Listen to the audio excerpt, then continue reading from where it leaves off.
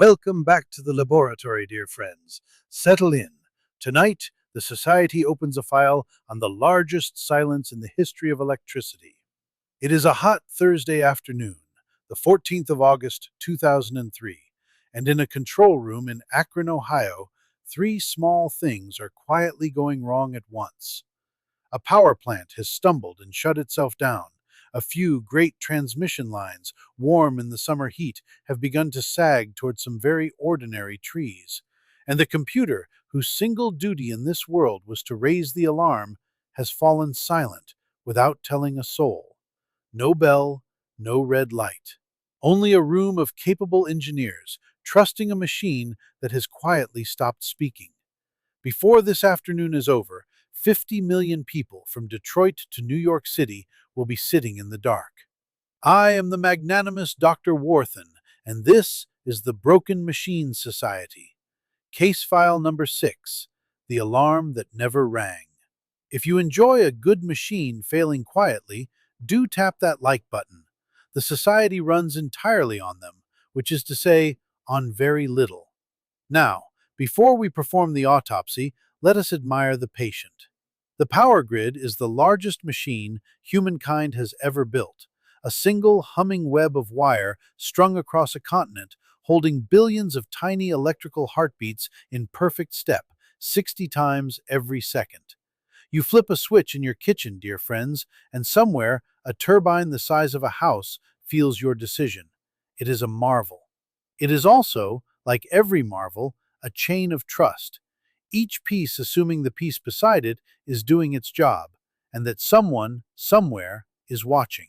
On this afternoon, in this control room, that assumption was about to be tested by the weather, by a tree, and by a flaw no one knew was there. Our tale begins not with a villain, but with a warm day.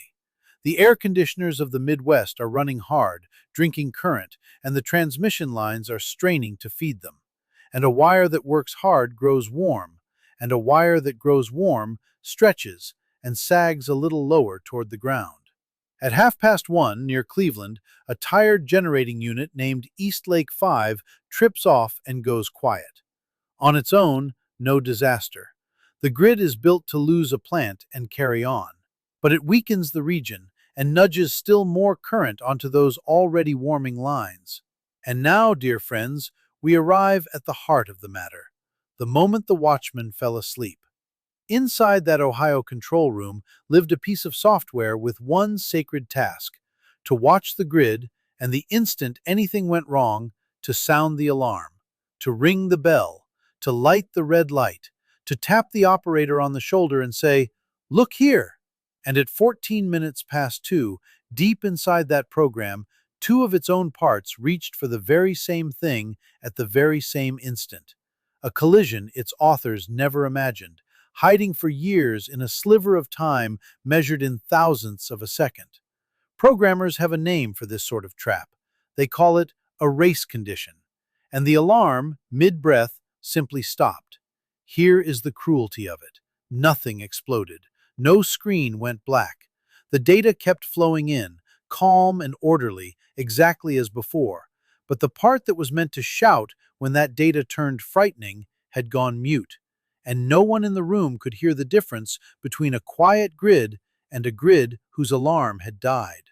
The operators, hearing nothing, believed there was nothing to hear, and when a faithful backup computer stepped in to take over, it inherited the very same frozen task, choked on the very same breath, and 13 minutes later, it too fell silent. Two alarms, both asleep, and not one alarm left to warn them that the alarms were gone.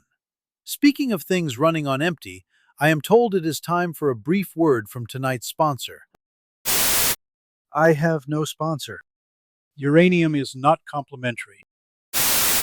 Now, where were we? Ah, yes, the trees.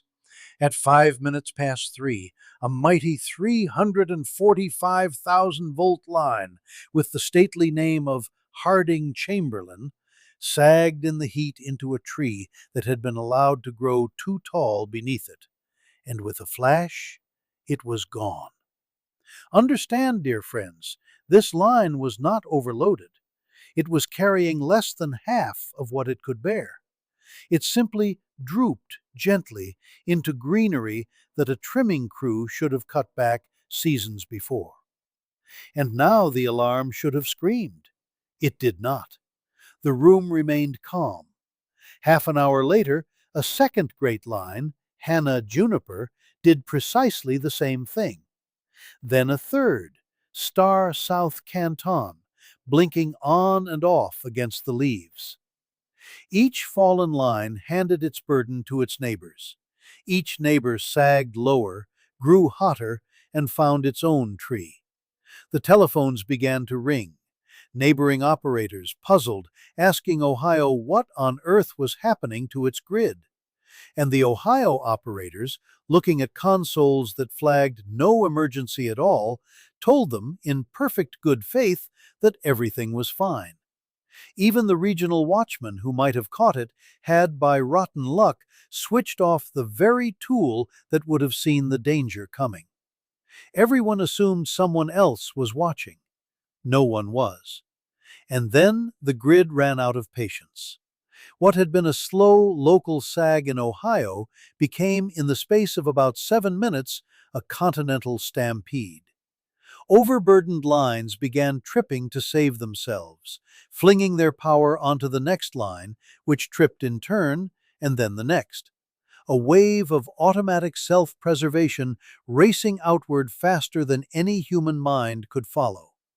Cleveland, Detroit, north into Ontario, then east, leaping clear across New York State and into the great city itself. At roughly 10 minutes past 4, in about the time it takes to boil a kettle, the lights went out for 50 million souls across 8 American states and all of Ontario. More than 250 power plants powered down.